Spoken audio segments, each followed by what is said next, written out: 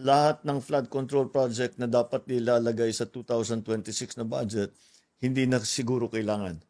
So there will be no budget for 2026 for flood control. Dahil meron naman 350 billion for 2025 na hindi pa nauubos talaga. So, tuloy-tuloy pa yung trabaho. Hindi naman ibig sabihin, titigil natin yung flood control project, mga flood control project. Ibig sabihin, titiyakin na ngayon natin na ang paggastos tama, ang pag-implement tama, maayos ang design, etc., etc. And then, how do we do this? Sinasabi ko nga, interesado ko na makipag-usap tayo sa mga kontraktor na tapusin nila. Ayusin nila. O di mag-usap kami after that. Pero before that, ayusin nila, buuhin nila. Up to specification. At their cost, huwag naman sila don't expect the government to pay for it.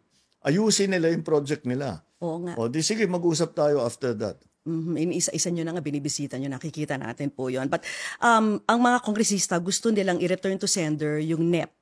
Is that still a possibility? No. Baka hindi umabot no? No, it's not a possibility.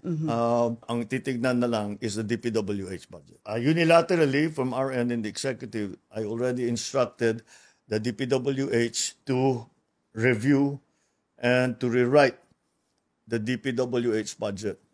So we have a commitment to Congress that the rewritten DPWH budget will be submitted to them.